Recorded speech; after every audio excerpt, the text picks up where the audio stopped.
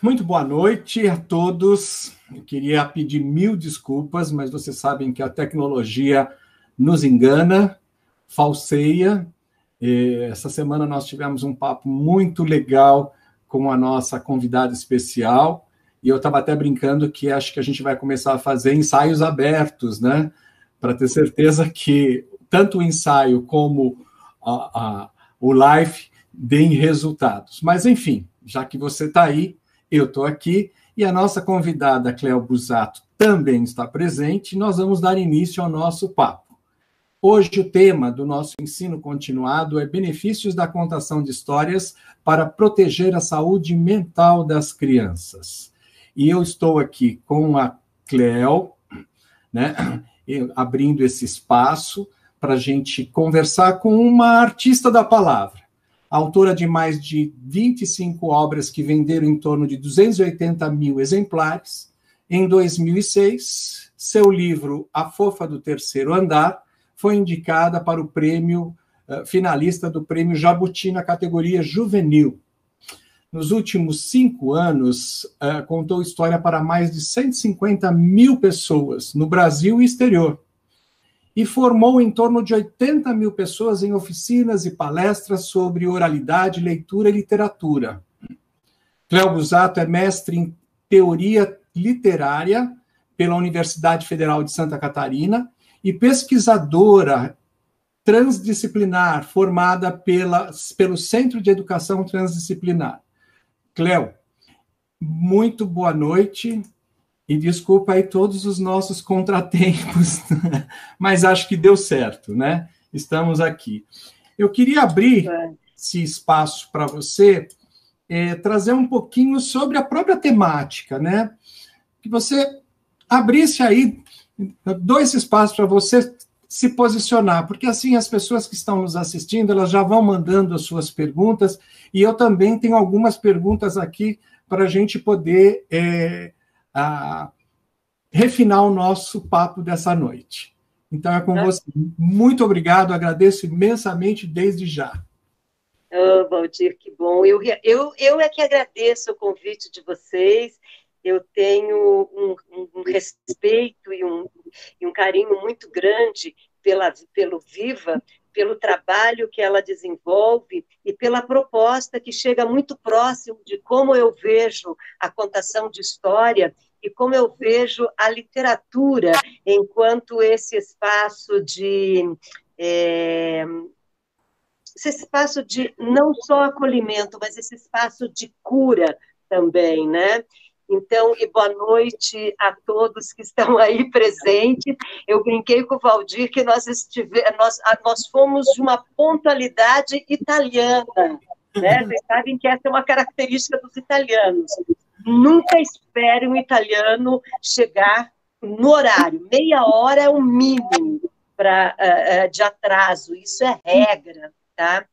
Então, boa noite, gente. É um prazer estar com vocês, com tantos contadores de histórias, né? Vocês que estão aí no Viva. Hoje eu vou estar falando para um público muito especial, né? Porque são todos contadores de histórias, estão todos nesse espaço, e aí a responsabilidade fica ainda maior, porque quando a gente fala para quem está começando, né, você até vai, mas assim, quando você já fala para profissional, você fala, e aí? Será que eu estou minimizando muito? Será que eu estou... Mas estou falando coisa que eles já sabem. Até eu perguntei para o Valdir no nosso ensaio aberto, que falou perfeitamente, no que eu posso contribuir com o Viva, com o que eu posso contribuir para a formação de vocês, para este olhar para a contação de história, e para a saúde mental, né, para os benefícios da contação de história na saúde mental das crianças, que é o tema, né, da nossa conversa hoje. E aí eu falei, preparei algumas coisinhas. Então, nessas coisinhas que eu preparei, eu queria começar dizendo assim: o meu espaço de contação de história, só dar esse essa introdução. O meu espaço de contação de história na internet, por exemplo, foi início dos anos 2000, quando eu estava iniciando uma pesquisa da contação de história no meio digital, mas eu já vinha contando história há muito tempo. Veja bem, eu já estive também em um hospital no ano 92, 93, por exemplo, eu morava em São Paulo e resolvi contar histórias na Santa Casa. Eu e uma colega, a gente trabalhava juntas e aí aconteceram algumas situações na minha vida que desmontaram a minha carreira de contadora de história dentro desse contexto. Uma foi a morte de um irmão jovem, levado pela AIDS, e outro foi um trabalho que eu fiz na FEBEM, após um incêndio muito grande que teve em 92, final de 92, teve um incêndio que os meninos mesmo botaram fogo, e aí os cuidadores, os educadores estavam arrasados, a saúde mental dos educadores estava arrasada. E eu fui fazer um trabalho de contação de história, de oficina de contação de história com eles, quer dizer, ela era bem mais ampla que a contação de história. Mas todas essas coisas me levou a redefinir o meu caminho, né?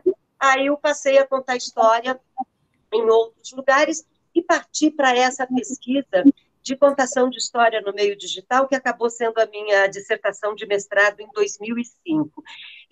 Acabei fazendo uns 4 CD-ROMs de literatura oral, que vocês podem, inclusive, ver no YouTube, tem muitos vídeos lá disponibilizados. E aí parei. Parei por quê? Porque eu comecei a ver que a contação de história, principalmente no meio digital, começou a ser muito banalizada. A contação de história ela começou a sair de um espaço que eu considerava, que eu a coloquei, tá? Pode ser um espaço idealizado, mas eu havia colocado a contação de história na minha vida e no meu ser como um espaço realmente de acolhimento, um espaço de educação, um espaço, obviamente, de entretenimento, né, de distração, mas muito mais a contação de história como esse espaço de reflexão do próprio sujeito que estava ouvindo essa história. Obviamente, aí ia entrar a qualidade da história, que é uma coisa que eu quero contar para vocês. Aí eu comecei a ver que as pessoas começaram a se apropriar da contação de história no início dos anos 2000, e depois também no meio digital, e começou a ficar muito, sabe, muito chapeuzinho, ai, gente, e aí? Começou a virar programa de auditório.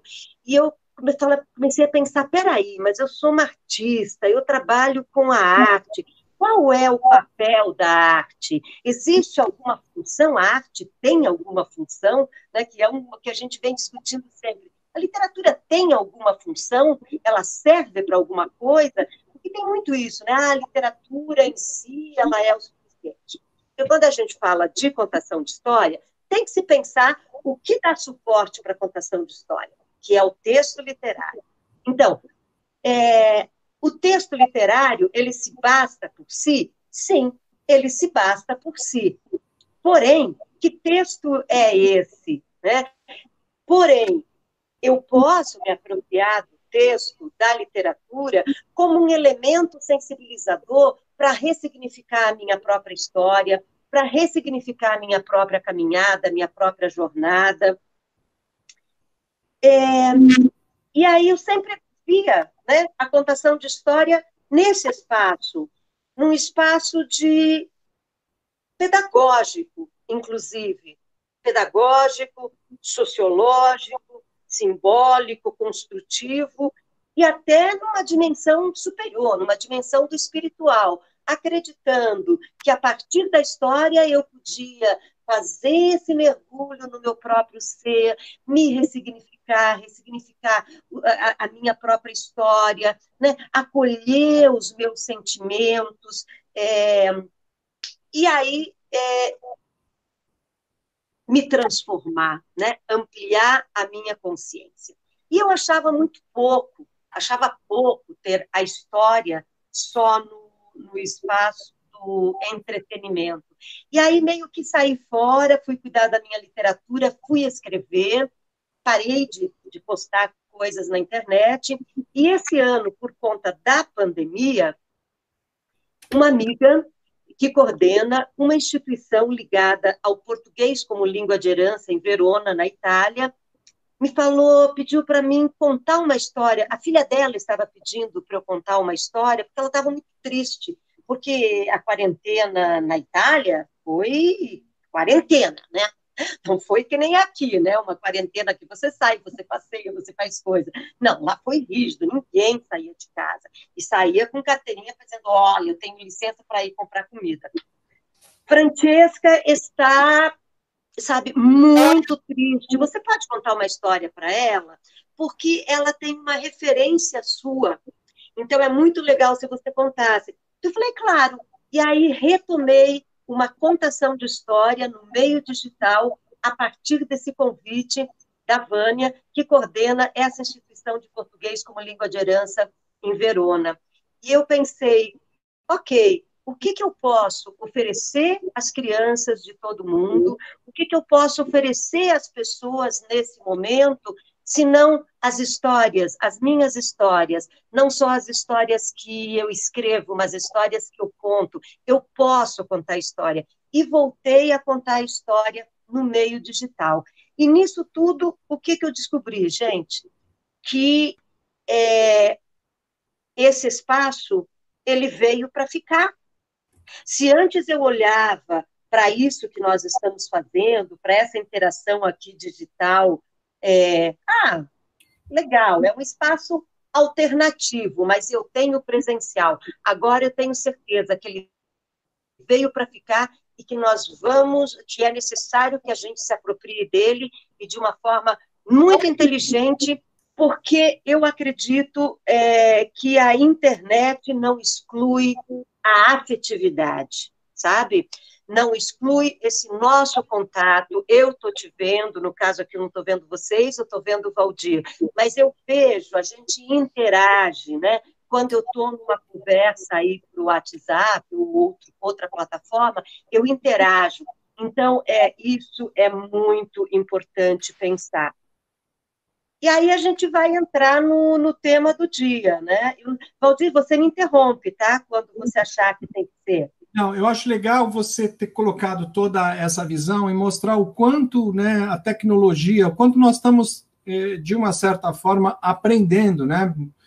De uma certa forma, está sendo a fórceps para todo mundo, né? Para professores. A gente está vendo o caos que se instaurou dentro da educação, né? Porque nem todo mundo está preparado, quer dizer, os professores estão sofrendo, as crianças estão sofrendo. Eu diria que na saúde tem uma grande polaridade, Cléo. A gente tem os pacientes da Covid e nós temos os pacientes que não tinham nada a ver com a Covid. Né? Então, a gente vê que nós tem um caos aí instaurado e a tecnologia nos traz essa visão humanizatória, né? Que todo mundo lá atrás questionava. A tecnologia desumaniza, a tecnologia é uma máquina, a gente delega para a máquina tem que fazer. Mas existe por detrás de uma máquina um ser humano, né? O comando é dado pelo ser humano. Eu sei que você tem enveredado muito por essa temática, né? E quando a gente fala que as histórias curam, né? Nós estamos no processo de um caos, tentando se entender, né? Eu acho que a doença que o mundo hoje está vivenciando a gente ter que alinhar a nossa comunicação, né? E eu acho que você traz muita inspiração no conteúdo, naquilo que você reflete dentro do seu trabalho, né? Uhum. Legal, obrigada. E você sabe, Valdir, quando vocês me colocaram esse tema, né, quais os benefícios da contação de história na saúde mental das crianças, me ocorreu o seguinte, que antes de falar dessa proteção, dos benefícios da contação de história nesse espaço saúde mental das crianças, nós precisamos pensar e se voltar para a saúde mental de quem cuida dessas crianças, porque estamos todos nós sendo afetados pela pandemia. E aí, quem cuida de nós? Quem me conta história? Quem vai contar história para mim, para eu me manter, sabe, para eu presente no momento, né, manter o meu equilíbrio? Como manter esse equilíbrio? A gente sabe que saúde mental tem muito a ver com essa capacidade de acolhimento, de lidar com os afetos que surgem, inclusive os afetos pesados, né? E elaborar afetos, sabe? Uma pessoa que tem uma saúde mental equilibrada, em dia, ela vai saber lidar com o luto. Porém, nós vivemos um momento em que o tédio toma conta da vida, a desesperança começa a bater na porta, né? A gente não pode sair, não pode abraçar as pessoas, algumas pessoas ainda convivem com outras pessoas e têm o privilégio de conseguir abraçar outras pessoas. Muitas pessoas moram sozinhas. E aí, como que é? Então, assim, os adultos sentem isso, mas as crianças também sentem, obviamente, elas também estão vivendo um momento de estresse muito grande, e a criança não consegue expressar esse conflito, né? A criança não tem recursos internos para expressar. Quer dizer, ela expressa na briga, ela expressa na teimosia, ela expressa daquela forma que a criança expressa, mas ela dificilmente ela fala, né, sobre isso. Porque, assim, começa a ficar super evidente as consequências de falta de escola, que é um espaço de convivência social, falta dos colegas, e lembrando que muitas crianças devem estar vivendo uma situação muito difícil, porque além do isolamento, elas podem estar vivendo a perda de algum parente, a não ter tido condições de elaborar esse luto, porque muitas vezes não existe nem enterro. Como você vai fazer enterro numa pandemia? Né? Ou está convivendo com pais que estão desempregados e que, por sua vez, também estão em sofrimento. E a gente sabe da importância da saúde mental da família, né? Do ambiente familiar, da saúde mental dos pais, cuidadores, de quem está aí protegendo a criança, para a saúde mental das crianças. E nesse momento em que a realidade se torna quase insustentável e a gente vai entristecendo a cada dia, as crianças, tadinha, elas são as mais vulneráveis. E aí eu acho que essa é a hora certa da gente buscar acolhimento na literatura, sabe? Eu acho que nunca foi tão necessário ter a companhia da literatura. E veja bem, gente, se eu falo a literatura antes de falar em contação de história, é porque eu acredito mesmo que a contação de história é apenas uma via, tá? É como eu me comunico com você. Contação de história é uma forma de fazer uma mediação de leitura. Eu posso ler um livro para você. Crise, uma palavra que me define. Confusão dentro de mim. Não é apenas a cultura, o regime, é tudo junto. Né? Não é apenas, né? Então, assim, é apenas um veículo. Né? Você pode fazer a leitura do livro, onde a autoridade está no livro, ou você pode contar a história, onde a autoridade está na figura do contador, na sua voz, no seu corpo, nesse arsenal, né? nesse repertório de afetos que ele lança a mão, entende, para envolver o outro, o ouvinte. Porém, se não tiver um bom texto literário por trás, não vai ter contação de história, gente. Então, assim, sempre que eu vou falar em contação de história, eu falo da literatura, né? E se eu falo dessa literatura necessária para esse momento, então, eu falo que nunca foi, talvez, tão urgente, né? Ler e ouvir textos inteligentes, né? Daqueles que propagam a esperança, que traz alegria, que nos envolve, que distrai, óbvio. Minha mãe fala assim, né? Esses dias eu estava fazendo uma live, ela dando uma aula, e ela interferiu, né? A importância da literatura. Aí ela falou, para alegrar. Aí o pessoal da Oswald, que está fazendo, Oswald de Andrade, da oficina, que está fazendo a oficina comigo, riram, né? Eu falei, mãe, agora já que você falou, agora vem aqui e se apresenta, né? Minha mãe tem 95 anos, gente. Então, só para vocês entenderem o contexto da coisa. Esses dias eu li uma carta que o Papa Francisco, um pronunciamento do Papa Francisco, passagem do Dia da Comunicação Mundial, que foi em janeiro, acho que dia 24, e tinha um trecho, ele me emocionou profundamente, porque ele falava que nunca foi tão... Isso que não tinha ainda pandemia, né? Que a pandemia ainda não era pandemia, era uma epidemia local, né? Era vírus localizado, né? China. Ele falava assim, do momento atual, nunca foi tão necessário lançar mão das narrativas. E narrativas, histórias que constroem, eu estou tentando pensar as palavras que ele usa, histórias que constroem e não destroem, que olham o mundo com ternura. Eu achei a coisa mais fofa do mundo, a coisa mais linda do mundo, sabe? Precisamos de histórias que olhem o mundo com ternura. E isso eu falo, gente, que são as histórias com alma. Então, que história é essa que você vai lançar mão para contar? Escolha uma boa literatura, escolha história com alma. E o que é história com alma, Cléo? O que você está falando de história com alma?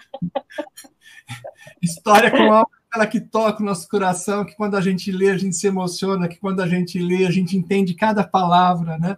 Na forma depois de expressá-la. Eu sempre digo, né, para os voluntários e para mim mesmo, né? Não leve uma obra que você acabou de comprar, não leve uma obra, sorva, entenda o que ela está produzindo. Olha, o Gilberto aqui de Brasília, o nosso contador de história, um querido, ele diz assim, Cléo, se me permite, aqui eu uso a fala de Paulo Freire, não aceite o novo por ser novo, mas não recuse o velho por ser velho, aceite-os na medida em que se mostram, né, em que é válido, né? Então, eu acho assim, nós temos pérolas nesse Brasil, né, que, de uma certa forma, levaram a nossa cultura, o nosso conhecimento, né, tudo que o Brasil tem de bom, né? Então, eu acho, cada vez mais, que a gente tem que valorizar o nosso. Também vou colocar aqui para você que quando nós expandimos pela primeira vez e foi para a Bahia, depois Rio de Janeiro, e depois a gente foi crescendo, eu tive que dar a mão à palmatória, porque, né, palmatória é um pouco dolorido, mas para mim foi, porque você sai de São Paulo e você vai para um eixo, né, aí você vai lá para a Bahia, e aí você começa a entender que as histórias têm um tom, têm um sotaque, tem uma vivência. Aí você vai para o sul e você entende que lá também tem... Eu acho que a gente tem uma riqueza tão grande, né? A gente precisa descobrir os nossos autores, né? Porque a gente diz também que um livro cura. A gente, às vezes, está contando história para uma família e, de repente, a história não tocou tanto a criança, mas tocou a mãe. Olha, eu estava precisando ouvir essa história. Isso para mim... Né? Então, olha...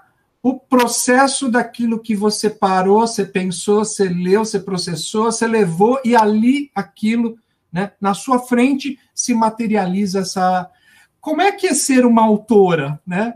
Com tantas obras literárias, com tanto livro, com tanta gente que... Como é que você, de fato, se sente quando as suas obras estão agindo, né, em prol de uma transformação social?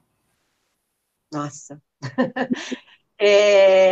eu quase encho os olhos de lágrimas quando eu percebo ou quando eu tenho um retorno de que uma obra minha chegou em alguém, tocou em alguém, transformou alguém, porque isso as pessoas dão esse retorno. Eu sinto que nesse momento eu cumpri um papel meu, eu falo que eu atingi o significado da Casa 10.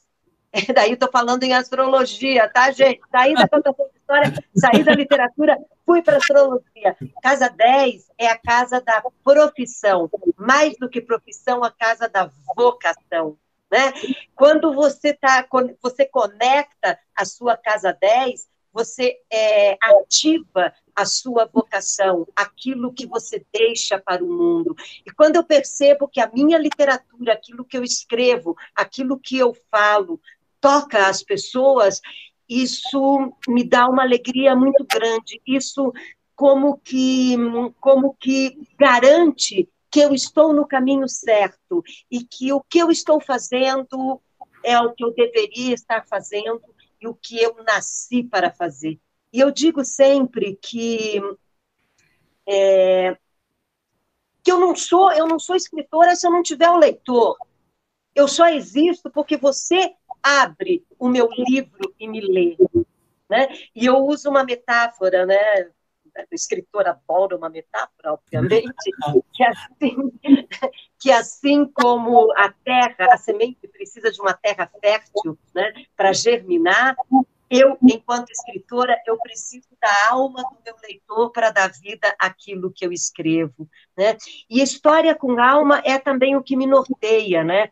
Que, para mim, são essas histórias que são construídas sobre uma arquitetura simbólica, arquetípica, né? Que toca o ser de agora, mas que pode tocar, que tocaria o ser de outro tempo, de tempo passado ou de tempo futuro, e independe da condição social, econômica, religiosa, né? Porque são histórias que tratam da complexidade humana e se movem através desses valores que são universais.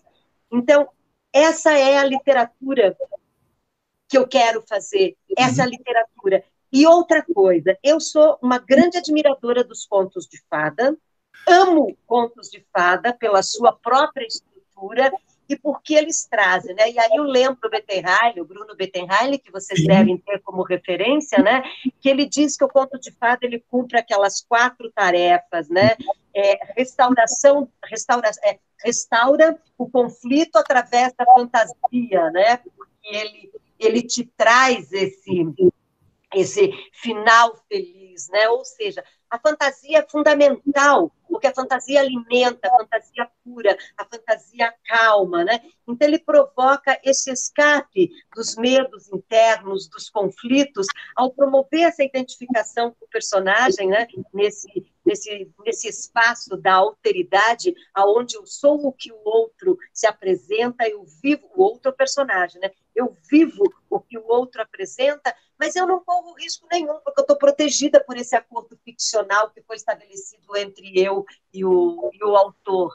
Mas quando eu volto desse mergulho, né, quando eu sou tocada por todas essas forças que escorrem pelas entrelinhas, né, pelos espaços do texto, eu volto transformada. Então, aí entra na tarefa de recuperação que o Bettenheim fala, né? As histórias favorecendo essa recuperação de conflitos internos, né? Mostrando saídas. Então, eu descubro a coragem através da coragem do personagem, eu descubro a tolerância através da tolerância do personagem. E, por fim, eles trazem o consolo, porque o conto de fada sempre vai ter final feliz. Se não tiver final feliz, não é conto de fada. Ou seja, tem um encorajamento a ir à luta com a certeza, com valores mais amadurecidos, obviamente, e com uma crença mais positiva na vida. Então, eu sou super fã dos contos de fada que não são alterados, tá? Então, você pode dizer, precisa ficar modernizando, porque não pode comer o chapéuzinho. Come, gente! Comer faz parte. Simbolicamente tem um papel esse. Porque se ela não for devorada, seu velho não morre, não surge o novo. Sabe assim? Então, a minha literatura sempre tem final feliz. Sempre vai ter final feliz. Isso é muito interessante, porque é tão incrível, né? Porque às vezes você vai com a história na cabeça. Eu tenho um caso que é sempre emblemático e eu acabo contando ele, porque a contadora de histórias foi contar a história para a criança e, de repente, ela levou a história do João e Maria, mas não conectou. Ela estava contando a história para uma criança que estava totalmente queimada. E, no meio da história, deu aquela angústia profunda. Ela falou assim, não, eu vou ter que mudar o final da história. Eu vou ter que, efetivamente, não jogar a bruxa no caldeirão, né? E ela mudou a história. Não, porque a bruxa tropeçou e caiu pela janela. A menina virou e fez assim para ela, não, tia, a história está errada. eu quero que essa bruxa caia no fogo, eu quero que essa bruxa pegue fogo, inclusive, né? Porque ela estava precisando, né, enxergar, fazer esse rapport naquela situação. Quer dizer, é muito importante, né, a gente, às vezes, não desdenhar a história, né? Porque a criança sabe, e às vezes ela está esperando aquele momento, né? Exatamente. Porque os contos de fada, desculpa, gente, os contos de fada, eles têm uma razão de ser, né? É uma sabedoria, é a sabedoria popular. Se a gente for lembrar que esses contos foram criados há milênios, né? É uma criação arquetípica da humanidade, mas eles têm uma razão de ser, é aquela sabedoria dos antigos mesmo. Ele foi construído daquela forma, mas ele tem uma estrutura arquetípica aí que fala para o individual, fala para o coletivo, e que não dá para desdenhar, como diz você. Então, eu acho que essas são essas histórias que colaboram para a saúde mental, emocional, espiritual das crianças. E outra coisa, tá, gente? Eu acho assim, uma boa história, o que traz, né? O que qualifica uma boa história para mim? O que qualifica esse valor literário da história? Primeiro, aquelas que priorizam imagens nítidas. Então, não trabalhe com resumo de história, porque não adianta. Eu tenho que dizer, e a pequena menina andou por muitos dias, muitas noites, para além do fim do mundo, até chegar o sol. Mas o sol era quente demais, medonho até comia os próprios filhos, e a pequena menina fugiu daí rapidamente, e andou por outros tantos dias, por outras tantas noites, para além do fim do mundo, até chegar à lua. Deixa aí com todas essas descrições que o texto te traz, senão você não vai construir essas imagens. Então, essa é uma das qualidades que eu acho que tem o texto, né? Esses acordos ficcionais que o texto propõe, né? Poéticos, acordos poéticos, esses textos que andam de mão dada com a fantasia, fantasia alimenta, gente. E lembrem sempre disso, principalmente vocês que estão trabalhando. Eu acho que quanto mais a criança, vamos pensar em criança, mas vamos pensar em nós também, quanto pior é a situação em que nós vivemos, seja emocional, física, intelectual, mais nós precisamos de boas histórias, sabe, que trabalhem com esse final feliz, que nos mostrem que a vida vale a pena ser bem vivida, independente de qualquer situação, entende? E que eu tenho um final feliz, e que sempre vai ter se eu acreditar, porque se eu não tenho a esperança enquanto minha companheira, é a velha metáfora da caixa de Pandora, sair de tudo lá de dentro, mas lá no fundo estava a esperança. A gente precisa da esperança, gente. Essa história da pandemia, eu falo, eu não estou vivendo um dia após outro dia, eu estou vivendo uma hora após a outra, um minuto após o outro. Não estou pensando no que será amanhã. Obviamente, né? Tem conta para pagar, então tenho meu trabalho, tenho que ir, fazer o contrato, fechar. Óbvio, as coisas, né, que têm que ser feitas, têm que ser feitas. Mas ficar projetando o futuro, não, presentifica.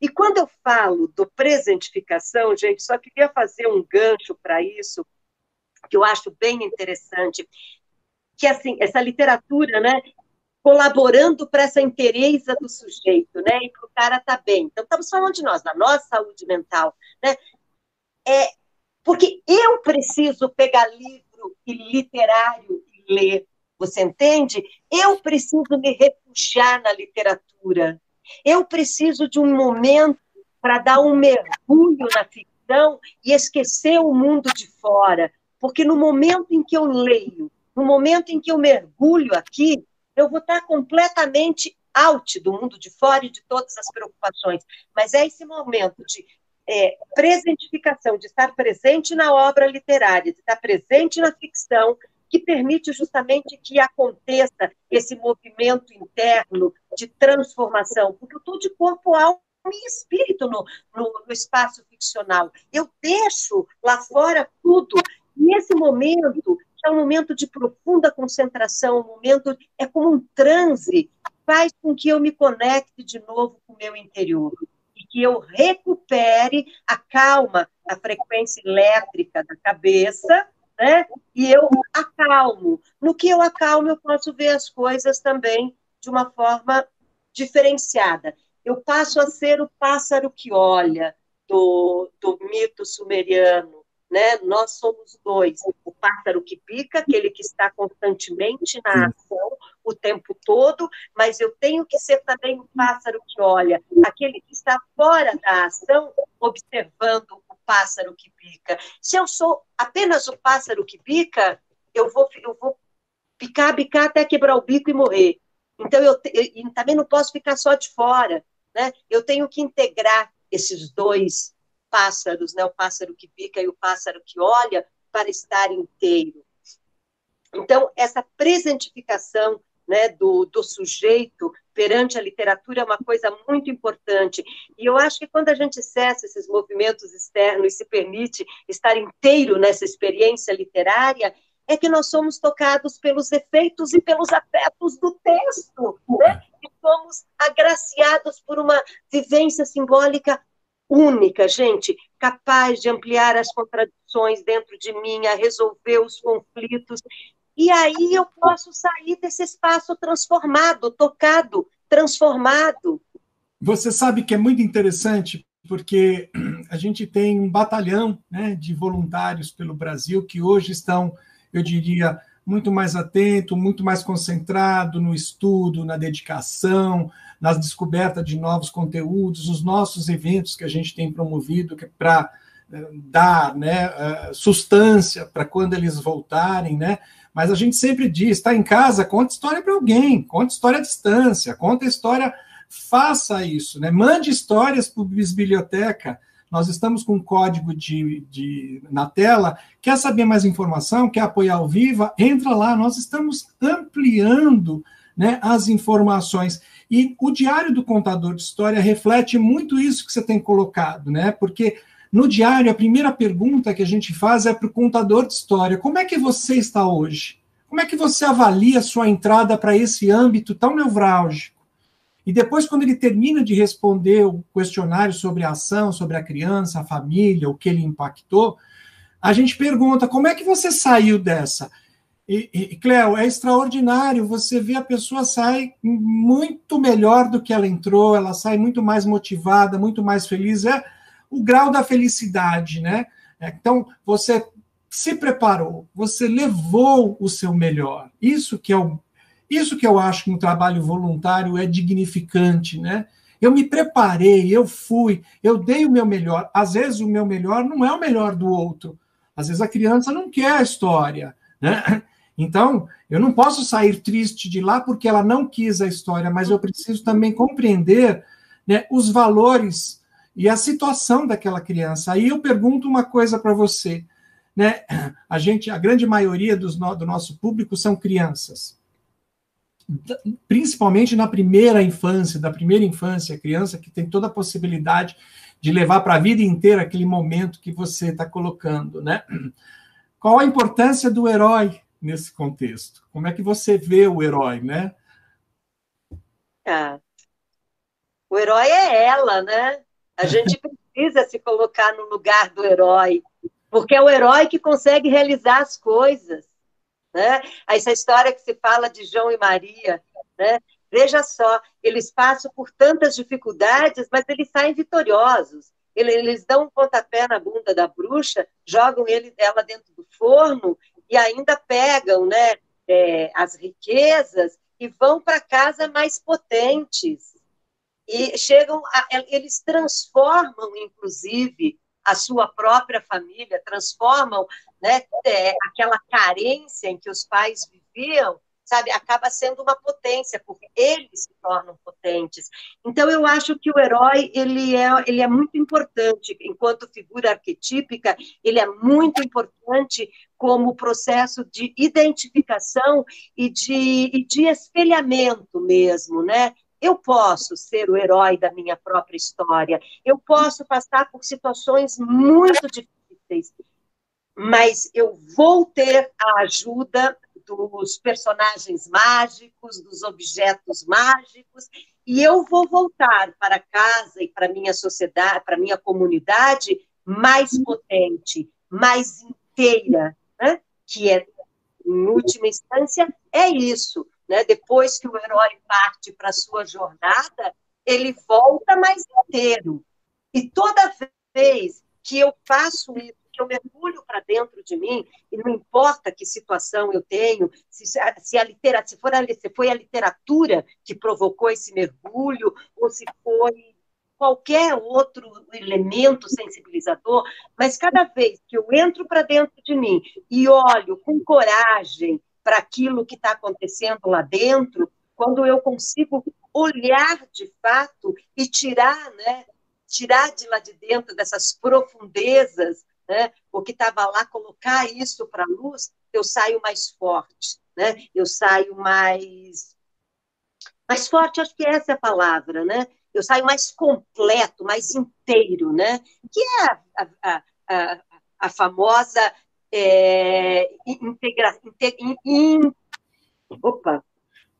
interioridade, né? A interioridade que leva à individuação, falando num conceito junguiano, né? Então, assim, eu só vou me tornar mais inteira quando eu olhar para essas coisas. E essa é a metáfora do herói. Quando eu olho para o feio, quando eu encaro o desafio de atravessar o pântano escuro, sabe, de dar a mão para a Baba Yaga e dizer, ué, meu bem, você quer me comer? O que você vai fazer aí? Né? É que eu consigo sair vitorioso. E é importante que a gente saia vitorioso de todas as situações. Porque, ó, eu já ia passar por uma outra metáfora. É a roda, né? A carta Roda da Fortuna do Tarô, né? Que é aquela roda, é uma carta, né? Para quem não conhece, com 2 tripézinhos, um macaquinho de cada lado e no meio um outro ser. Então, assim, a roda da vida gira. Quanto mais eu estiver no centro, quanto mais eu estiver no eixo, menos eu vou sofrer os impactos quando a roda estiver em cima ou quando a roda estiver embaixo. Porque quando a roda estiver em cima, eu estou assim, uau, tá tudo bem, a vida, vamos lá. Mas aí a roda gira e está lá embaixo. Agora, assim, se você está no centro, você não sofre o impacto de ficar, sabe, à mercê da roda da vida. Você está sempre no meio. A roda gira, mas você está no centro. E o que te dá o centro, com certeza, é esse processo de reconhecimento, né, dessas coisas que moram dentro de mim e que eu preciso integrar para me tornar mais inteiro. E aí, eu, enquanto contadora de história e enquanto escritora, tenho esse papel, tenho essa função, tenho que ir lá para a Casa 10 do Zodíaco e fazer o que me foi proposto a deixar ao mundo. Eu tenho que trazer uma literatura que edifica, eu tenho que contar uma história que edifica, porque no momento que eu conto uma história dessa para uma criança, ela vai começar a experimentar afetos talvez desconhecidos, né? Talvez nunca sentidos, e ela pode trabalhar potencialidades, ela pode sair de uma situação que ela está de sofrimento muito mais forte, né? Ela pode sair transformada, né? Tem aquela velha história, a literatura nos torna mais empáticos, nos torna mais humanos, mais tolerantes, mais pacientes. Isso é muito poderoso, né, quando a gente fala, né, o que um texto pode fazer na vida de uma pessoa. Eu quero aqui agradecer ao Valdir de Jesus, que ele disse assim, que lindo, aquilo que você deixa para o mundo, né? Me lembra aquela frase do filme, o que fazemos na vida ecoa para a eternidade. É isso, uma boa leitura, um bom texto, que modifica a vida de uma pessoa que está acamada, ou não, né? A gente sabe o quanto nas escolas esse encontro entre professores e alunos é importante, né? A tecnologia entra aí de sola e a gente tem que driblar esse processo, né? Eu quero agradecer também, eu estou vendo aqui que os voluntários, eles estão dando nome, mas os hospitais. Então, assim, tem um monte de hospital, um monte. Eu quero agradecer imensamente vocês estarem participando e aos nossos líderes de cada praça, né, que também estou vendo que estão todos aqui acompanhando esse encontro. Estamos abertos aí para perguntas, pessoal, né? Eu quero colocar mais uma aqui, ligada exatamente a essa coisa do corpo e alma, né? A gente tem um autor, um filósofo que a gente adora muito, né, que é o Gabriel Perisset, que nos ajuda, que é da educação, é da filosofia, e ele coloca muito essa preocupação que a gente tem que ter, quer dizer, que vem da literatura do Lopes Quintais, um autor português, que simplesmente soube encaixar a visão do voluntário entre dois conceitos, né, o âmbito e o encontro. O âmbito são os diversos âmbitos, né? Por isso que a Vive Deixe Viver atua em hospital, mas agora está se lançando em outros âmbitos, na educação, na creche, com os idosos, que a história precisa ser contada. E tem uma coisa, né? Quando a gente fala do âmbito do encontro, o encontro é o livro, é a literatura, é o conteúdo, é a brincadeira, quer dizer, como é que a gente faz desse âmbito melhor para o outro e para mim? Essa é uma reflexão que a gente faz o tempo todo, viu, Cléo? Né? O que eu estou levando para o outro? Essa é a nossa preocupação, né? Eu sempre digo que a gente tem que ter uma sacola literária cheia de conteúdo, cheia de informação. Me preocupa muito essa coisa, né, da gente agora, nessa nova fase, ter que olhar para todos os materiais, né? O que é contaminável, o que não é. Quer dizer, nós também vamos ter que nos reinventar nesse processo. Mas esse conceito âmbito e encontro para nós é uma coisa que a gente preza muito, né? Porque a gente quer dar o melhor naquele encontro que seja de 10 minutos, de 15 minutos, de 1 hora ou de 2 horas com a criança. Eu queria agora puxar o fio de Ariadne aí, e queria que você contasse um pouquinho dessas histórias que eu gosto de contar.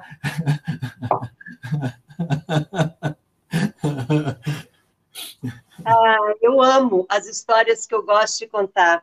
Você sabe que foram essas histórias que eu comecei a contar para as crianças da Europa e que depois veio para o Brasil, né? Então, dá-lhe histórias. E essas histórias são contos da tradição oral, reescritos por mim. E quando eu me toquei, eu falei, nossa, mas como eles estão atuais. Perfeito, como eles falam para esse momento de agora. Aqui tem histórias de vilões. Aí eu perguntava, inclusive para a Francesca, para a menina ítala brasileira, quem é o vilão da vez, hein, Francesca? Covid-19. É ele que nós temos que destruir, o corpo sem alma, né? O feiticeiro sem alma. Aí tem uma outra história aqui que fala sobre a origem da morte para os povos da Uganda. Então, assim, eu acho muito interessante essa possibilidade da literatura falar de assuntos pesados de uma forma leve, né? Então, assim, eu estou falando da morte através de uma história. É importante educar para a morte. Você sabe, assim, que quando eu escrevi a Fofa, todos os meus livros, todos, quase todos, todos têm gato. Eu sei porque ele não passou aí por trás ainda. Não, está trancada, estão as duas trancadas, porque senão já estavam aqui, passando o rabo na frente, enfim, fazendo bagunça. Todos têm gato e muitos deles tratam da morte. Aconteceu uma coisa muito curiosa com o Fofa do Terceiro Andar. A Fofa do Terceiro Andar tem, assim, um capítulo que é uma frase, o capítulo 32. 29 de dezembro, a mãe do Francisco morreu afogada. Só. Assim, eu tive muitas comunicação comigo. Por que você matou a mãe dele? Por que você mata os personagens? Porque a morte faz parte da vida, gente. Nós temos que lidar com a morte, nós temos que falar da morte. E eu não sei como que é vocês, né, que estão aí lidando com a morte todo dia, mas eu acho que para as crianças talvez seja ainda mais fácil do que para os adultos.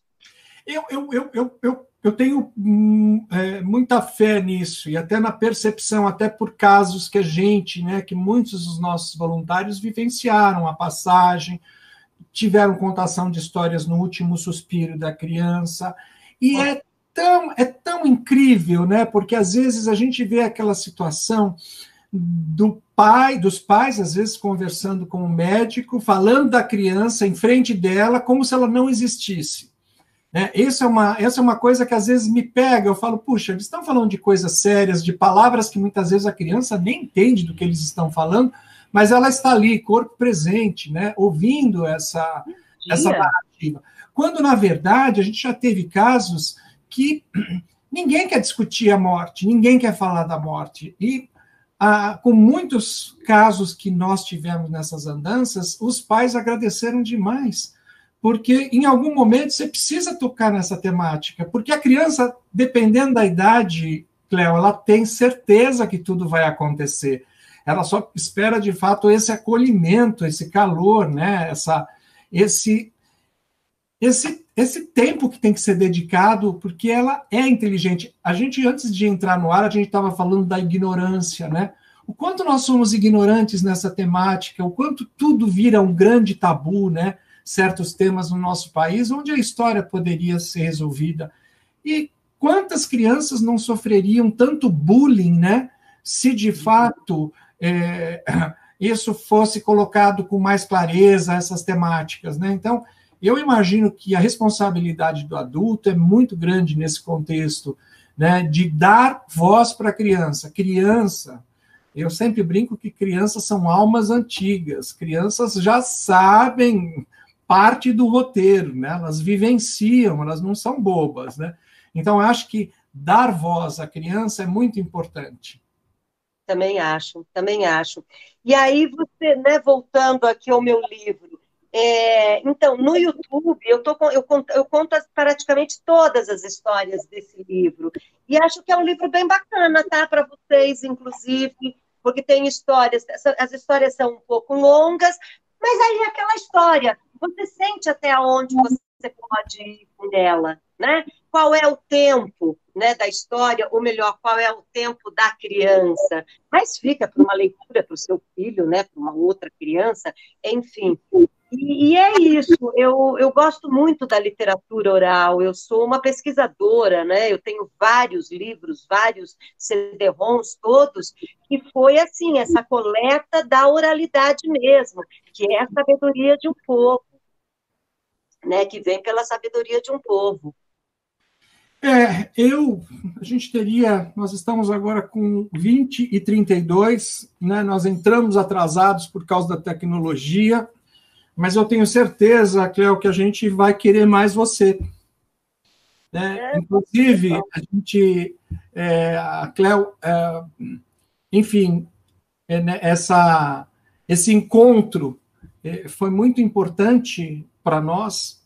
E a ideia de ter a Cléo, né, com toda a sua literatura, é trazer para os nossos eventos virtuais, né, que acho que a gente conseguiu unir mais o Brasil nessa. Eu gostaria que você desse um encerramento para esse nosso encontro, e prometendo, né, como a gente falou, que a gente tem alguns eventos, como o workshop A Descoberta do Brincar, que a gente já está pensando nele virtual, nos fóruns de humanização da saúde, quer dizer, a gente acredita que ainda esse ano nós vamos utilizar muito esse ferramental, né? E mesmo à distância nós estamos próximos, mesmo à distância nós estamos juntos.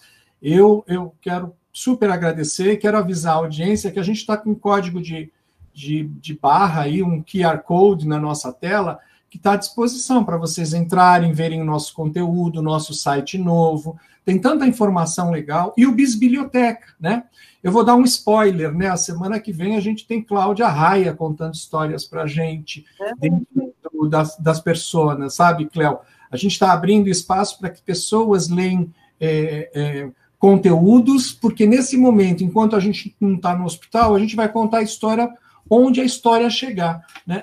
E com a força dos nossos voluntários, que são, enfim, eu agradeço imensamente a todos os nossos líderes de afiliadas, né? Que acho que nesse momento é o momento, de fato, do encontro com a nossa cultura, com o encontro com, né? É o tempo de estudar. E eu gostaria que você encerrasse esse encontro, falando um pouquinho dessa importância, né? Mais uma vez, de que, enfim, para ter saúde mental, a gente precisa ocupar a mente com coisas boas, né? Legal. Então, eu que agradeço esse convite, agradeço a todos vocês que estão aí presentes. É isso, não tenho dúvida.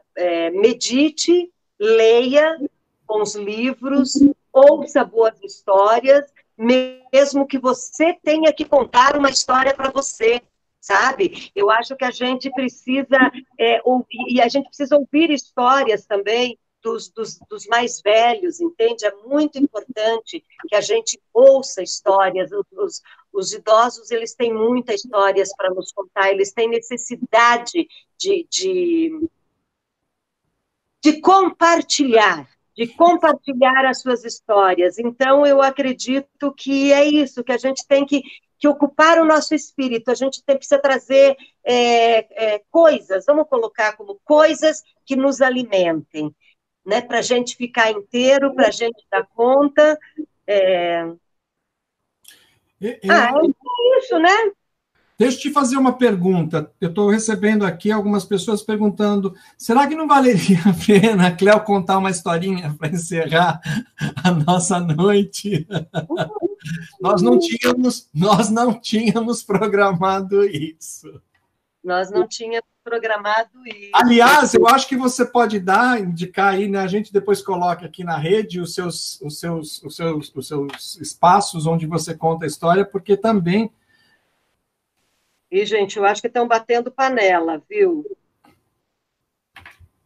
Eu estou ouvindo uma bateção de panela. Eu posso fazer o seguinte, gente, eu posso ler um trecho da Fofa. Eu falei para vocês, eu acho que isso é bacana, porque minhas histórias são longas, eu não sei quanto tempo a gente tem.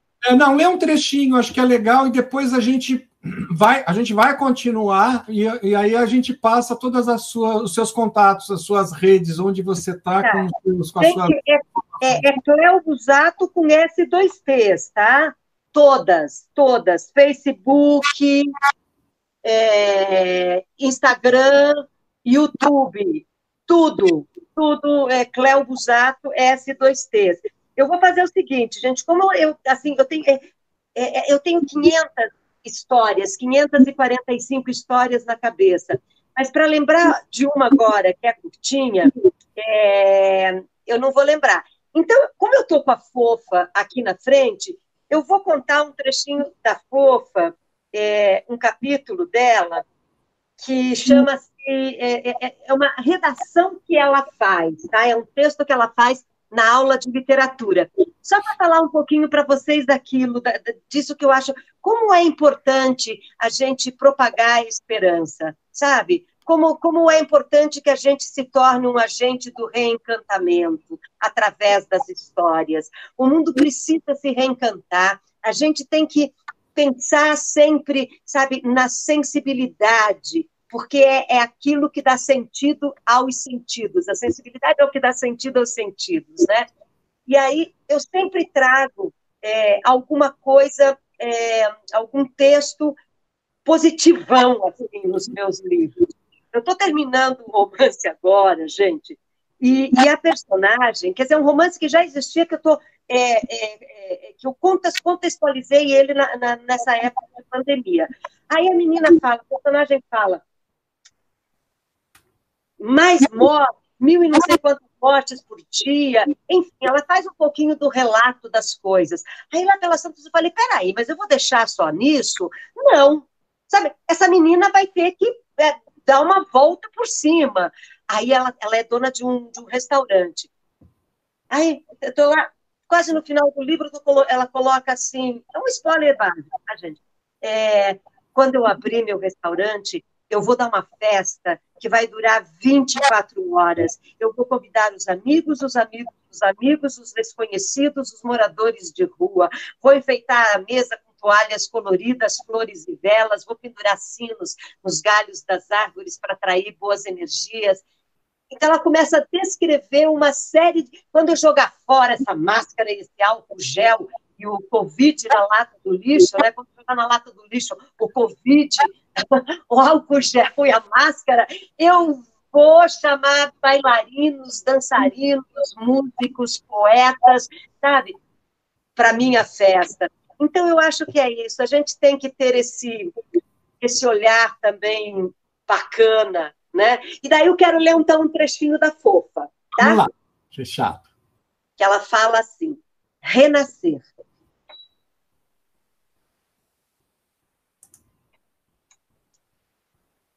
Minha gata me acordou cedo, 4h30. Disse: hora de renascer? Abra os olhos. O mundo aqui de fora lhe espera. Miau, miau. Despertei e me abracei. Tão cedo? Por que alguém resolve nascer a essa hora? Tão mais fácil nascer às 9h15, 18h10, 4h30 da manhã, veja só. Está bem, está bem. Vamos despertar o meu sol interior e receber as boas energias dessa data. Afinal, não é todo dia que se nasce de novo. Sempre considerei o ano novo, que o ano novo começa no dia do aniversário. Não tem folhinha que me convença do 1º de janeiro. Para a astrologia, o ano começa no dia 21 de março. Para os chineses, no início da primavera, janeiro e fevereiro, não tem data fixa. Muito mais coerente. Afinal, a primavera é o tempo do recomeço. Dia de aniversário é isso, o tempo dos fins e dos começos. Foi o que aconteceu dia 19. Limpei a casa de fora, limpei a casa de dentro e me preparei para a virada de ciclo. Revi o que aprendi e o que insistia em não enxergar. Um aprendizado de grande valia é saber agradecer. E sou grata pelo ano, ele me proporcionou bons presentes. Caí e levantei. Machuquei-me, mas também soube curar as feridas do coração. Emagreci os quilos a mais que entalavam na garganta, amei e fui amada, celebrei 365 dias de surpresas e bem-aventurança. Olhei para mim com mais atenção e carinho, exerci a delicadeza e a flexibilidade. Revirei do avesso e curei as dores com chá. Oh, meu Deus, peraí.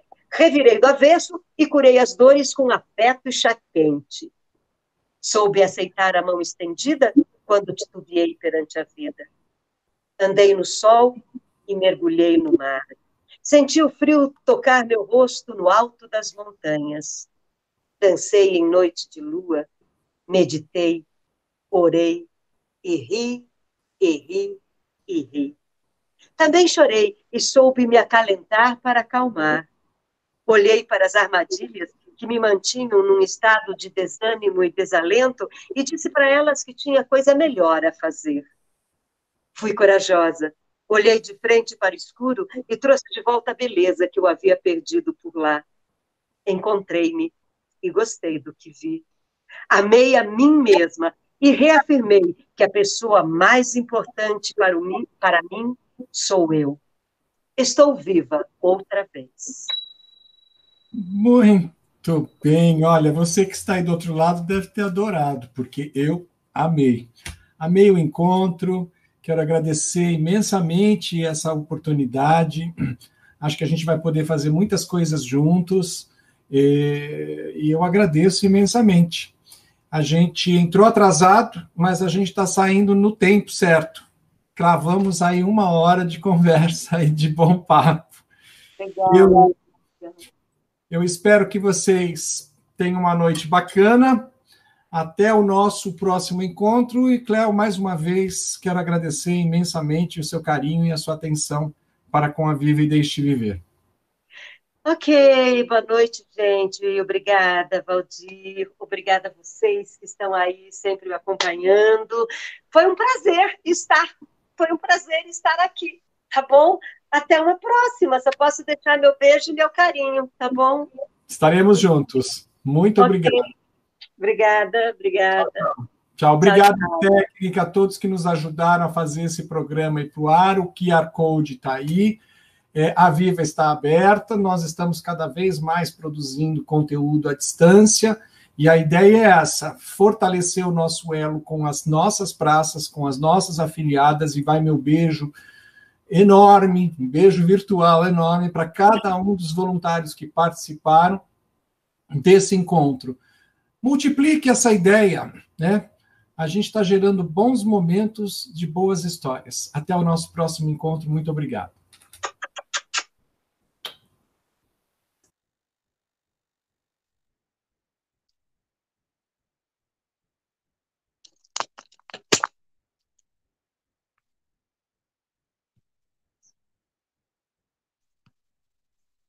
Afiliadas, e vai meu beijo enorme, um beijo virtual enorme para cada um dos voluntários que participaram desse encontro.